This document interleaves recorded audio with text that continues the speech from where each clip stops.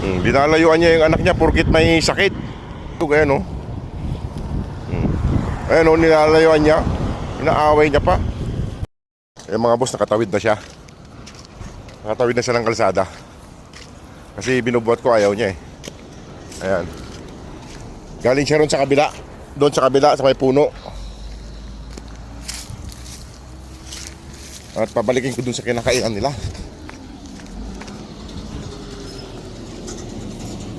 Tago na naman siya. Tago na naman siya dyan. Pabalikin ko lang doon sa kinakainan nila. Ayun na siya mga boss.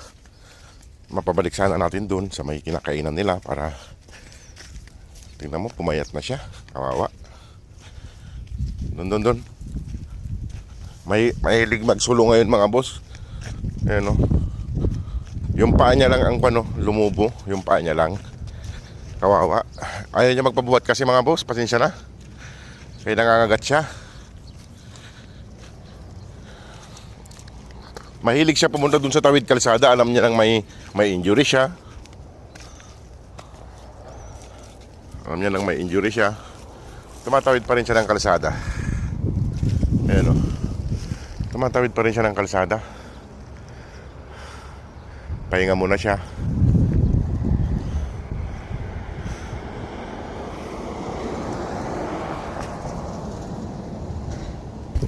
Di man lang kasi asikasuhin ni Mama Dug. Hindi, pinapabayaan niya lang yung anak niya.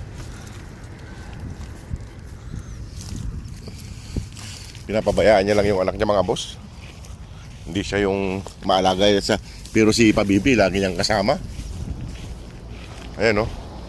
Lagi niyang kasama si Pabibi. Ayan. Punta sa mama mo.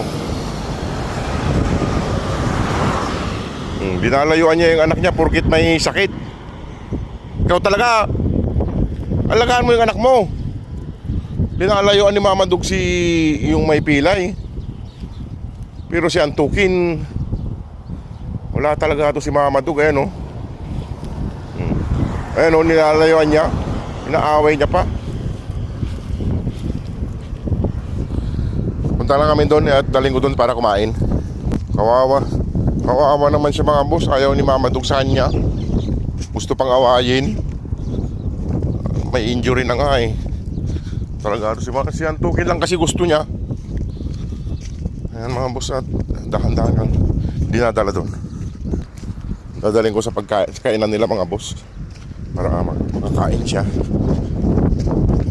Kailangan dito mga boss kasi lumiligo siya. Dumiretso na siya ron. Ayun na yung kainan nila, malapit na.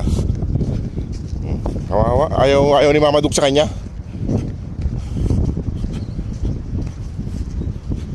Masawa ito si Mama Dug eh.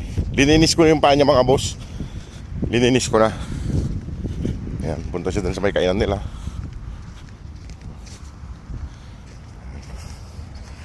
Hindi na ako lalapit para makakain siya, para kumain siya dyan. Ayan, kakain na siya.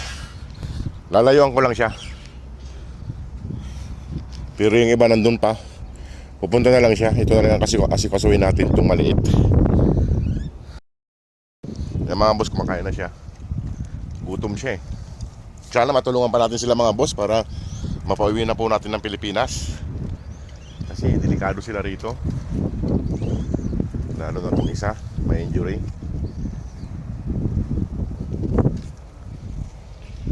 Nagutom siya, nagutom.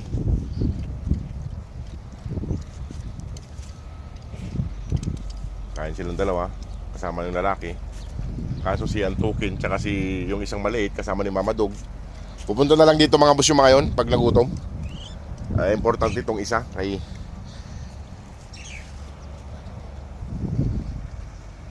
importante itong isa para ayan.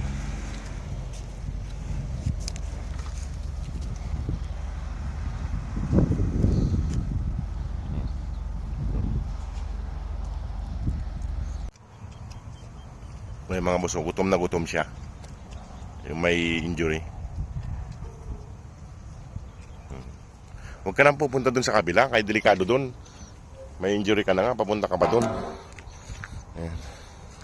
O sige mga boss, at ayusin ko lang itong mga to. Kaya may tinakit yan. Hindi ka naman magugutom dito, wag kang umalis dito. Delikado ka doon. Mabait pa naman yan mga boss, yung isang yan. Hindi umaalis dito yan eh. Kung kailang umalis, saka na disgrasya siya eh. Alis na. Ayan. Ayusin ko lang tong mga to. Tawagin ko lang yung iba doon mga boss. Sige po. Salamat po.